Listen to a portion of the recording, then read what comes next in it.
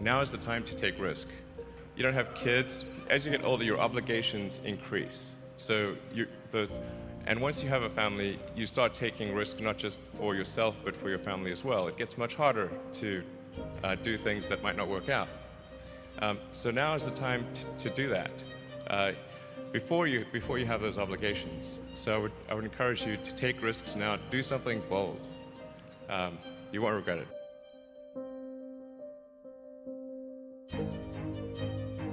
You know, personally, I think every time is a perfect time to start a business. There's no bad times. If you do the work, if you do the preparation, you'll know when it's time. And it doesn't mean that it won't be a little bit scary, but you know, you'll know.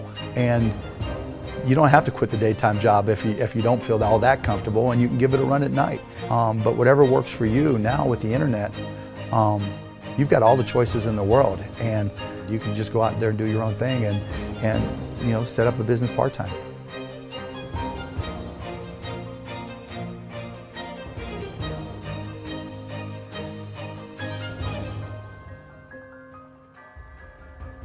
So many things go wrong when you're starting a company, and often I think people ask, you know, what mistakes should you avoid making?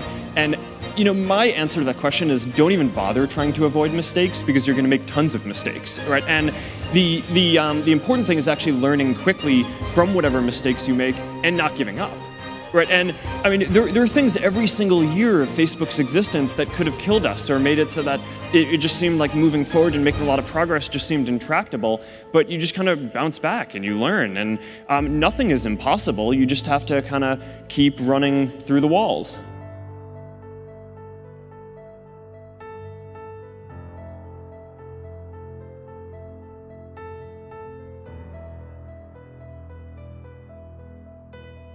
You got to have a plan. Everybody's got a dream. Everybody's got a goal. What's the plan? And your plan has got to have something I call the C5 complex. Your plan has got to be clear, concise, compelling, consistent, and committed. You've got to have a plan. And when you're trying to do something that you're truly passionate about, there is no plan B. Okay. Plan B sucks. Think about that for a second. 3 examples. Michael Jordan won 6 NBA championships with the Chicago Bulls because he was committed to Plan A, not Plan B. Oprah Winfrey became the queen of all media because she was committed to Plan A, not Plan B. Whatever your politics are, Barack Obama is sitting in the White House because he was committed to Plan A, not Plan B.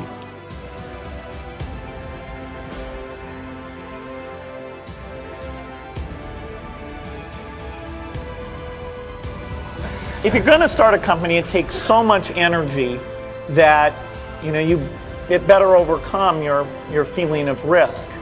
I don't think that you necessarily, if you're going to start a company, should do it at the start of your career. I think there's a lot to be said for working for a company, learning how they do things.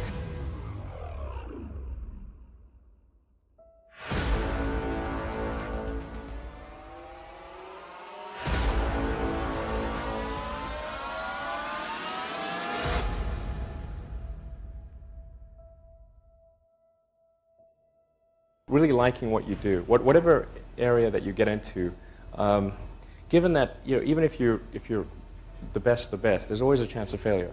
So I think it's important that you really like whatever you're doing. If you don't like it, life is too short. If you like what you're doing, you think about it even when you're not working. I mean, it's something that your mind is drawn to, and if you don't like it, you just really can't make it work, I think.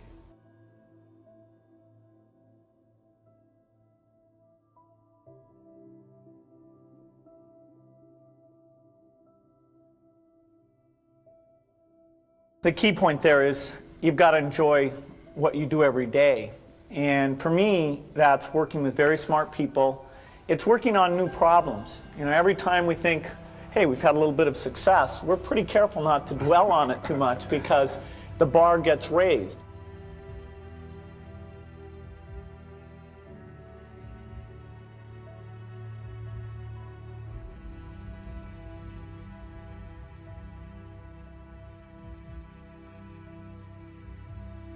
You find your passion. I was very, very lucky to find it, when I was 7 or 8 years old, and and fortunately my children have found their passion. One son loves farming like nothing else, one son loves music like everything else, and all three of them love philanthropy and what they get to do. You're lucky in life when you find it, and you can't guarantee you're going to find it in your first job out. But I always tell college students that come out, I say, take the job that you would take if you were independently wealthy. You're going to do well at it.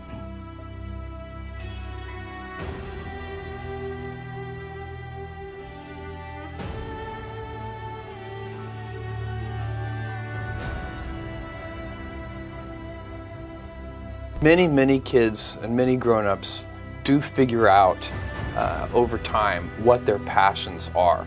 And sometimes we let I don't think it's that hard. I think what happens though sometimes is that we let our intellectual selves overrule those passions. And so that's what needs to be guarded against.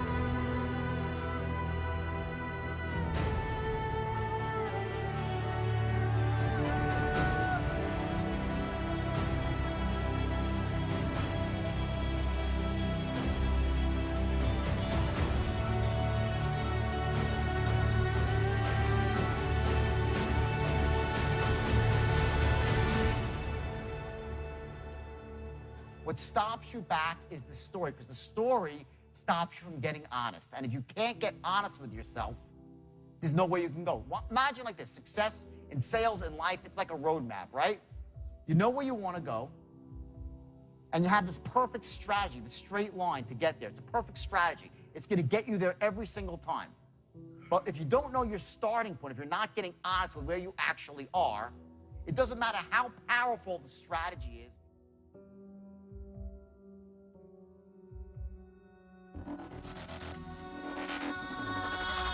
If you're creating a company or if you're joining a company, the most important thing is to attract great people. So either join a group that's amazing, that you really respect, or if you're building a company, you've got to gather great people. I mean, all a company is a group of people that have gathered together to create a product or service. And so depending upon how talented and hardworking that group is, and the degree to which they are focused cohesively in a good direction, that will determine the success of the company. So do everything you can to gather great people if you're creating a company.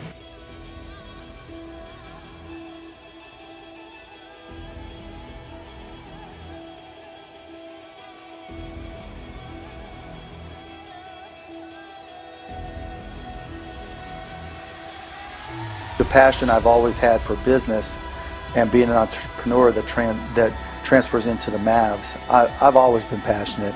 Some people thought, it's more OCD than anything else, which I think is a great trait for an entrepreneur. When I mentioned the stamp business, I would stay up till 3, 4 in the morning, even though I had to get up and go to school, and read Lynn's Stamp News and Scott's Stamp Journals and have them all memorized and use that to give myself an edge. Even when I was in college, I'd be in the library reading business books and just looking for business biographies and just reading all I could about business. When I had Micro Solutions and I started with no money, I'd pull all-nighters in front of borrowed computers, teaching myself software and how to program.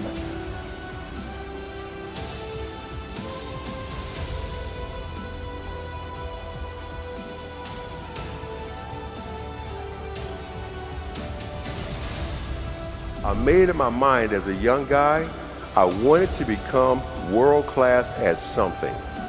I just had to find out what the something was going to be. And the very first time that I walked into a Wall Street trading room, I knew this is it. The ticker tape is rolling, the phones are ringing off the hook, people are screaming and shouting out orders, bodies are flying all over the place, and what looked like chaos to anybody else, I could see the natural rhythm in it. It was like I was reading a sheet of music, and I knew this is where I'm supposed to be. I kept coming back. I wore one branch manager down to the point that he says to me, Gardner, based on persistence alone, we're gonna give you a shot. Man, I quit my job. That was all I wanted. I went home and I told my ex, you know what? You said I couldn't do it, but guess what? I start in 2 weeks.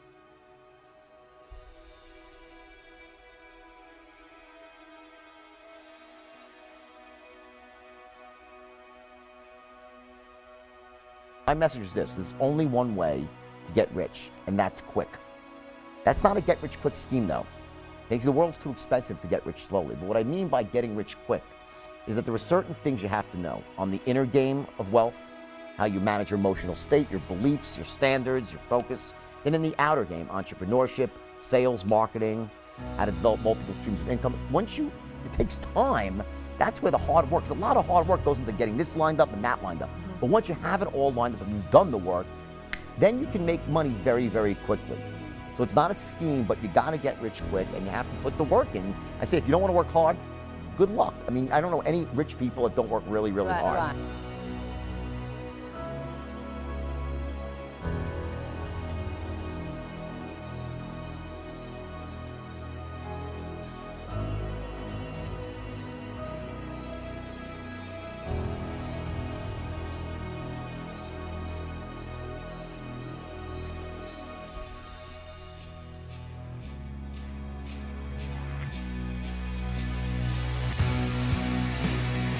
There's a very thin dividing line between success and failure when you start a business from scratch. And if you don't have enough money to pay the bills, you go the wrong side of that dividing line. And if you can somehow get enough money to pay the bills, you stay the right side of that dividing line. I've always been running faster than perhaps I should, and I have great difficulty saying no to things, so keep on taking on new things. And we've just managed to stay the right side of the dividing line over the last 50 years in business. But equally, in those early days, when you're starting a business without any financial backing, it's easy to slip the wrong side. And in fact, most entrepreneurs do slip the wrong side. And the important thing is then just to pick yourself up. And start again, and if it doesn't work at that time, keep going until you do succeed, and not to give up.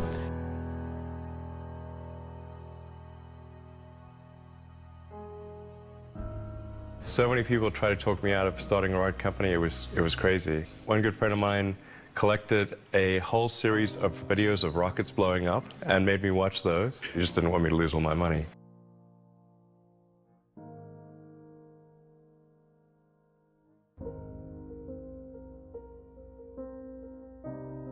Too many of us for a long time have confused our net worth and our self-worth. Your net worth is going to fluctuate. It's going to go up and down. That's what money does. But your self-worth should not. Who you are, what's important to you, how you live, your values should never be negotiable, compromised, and you should never settle. Again, we have gotten to this point where we've got to say to ourselves, my net worth is not my self-worth.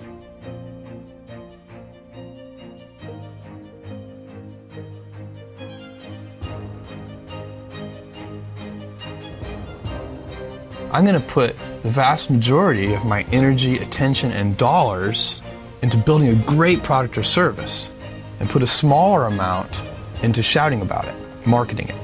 Because I know if I build a great product or service, my customers will tell each other. You have to mix in some patience with that.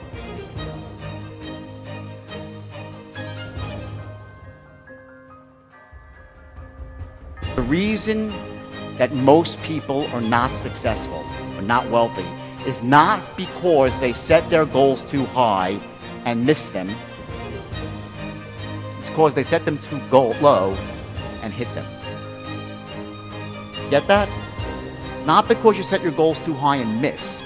You set your goals too low and you hit them.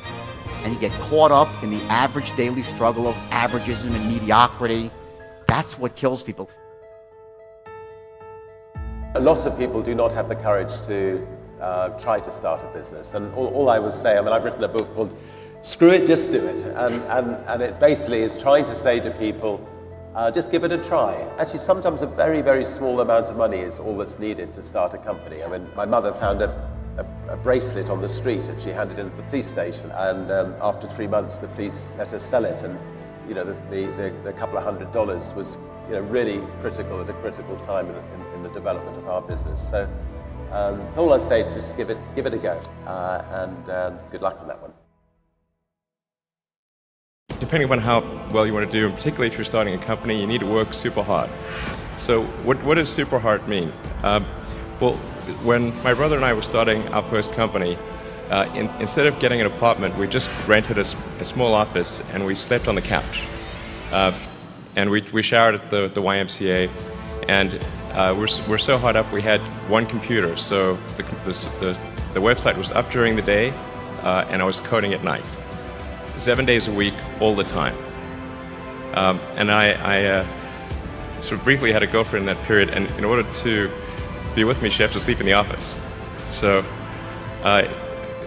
work hard, like I mean, every waking hour. That's the thing I would say particularly if you're starting a company. And I mean, if you do simple math, say like, okay, if somebody else is working 50 hours and you're working 100, you'll get twice as much done in the course of a year as the other company.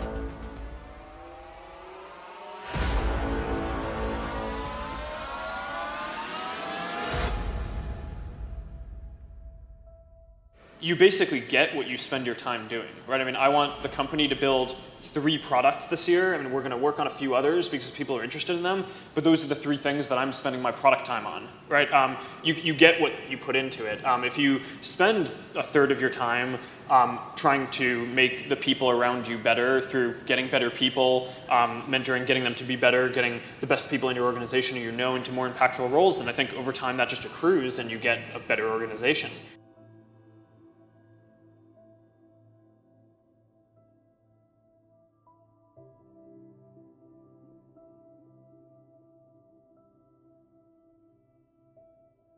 The most important thing about running a company is to remember all the time what a company is. A company is simply a group of people, and as a leader of people, you have to be a great listener, you have to be a great motivator, you have to be very good at praising and looking for the best in people. You know, people are no different from flowers. If you water flowers, they flourish. If you praise people, they flourish, and that's a critical attribute of a leader.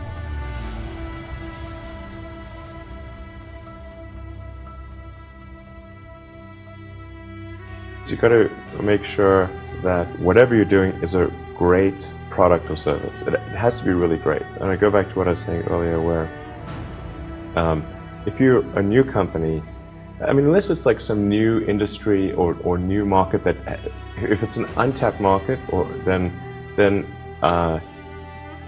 you have more ability to, the standard is lower for your product or service. But if you're entering anything where there's an existing marketplace against large entrenched competitors, then your product or service needs to be much better than theirs. It can't be a little bit better, because then you put yourself in the shoes of the consumer and they say, why would you buy it as a consumer? You're always going to buy the trusted brand unless there's a big difference. So a lot of times, you know, an entrepreneur will come up with something which is only slightly better. And it can't just be slightly better. It's got to be a lot better.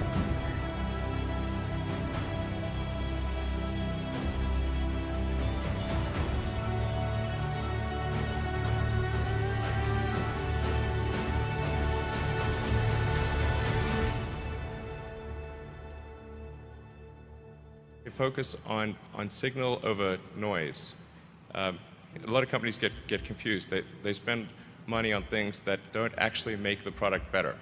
For example, at Tesla, we've never spent any money on advertising.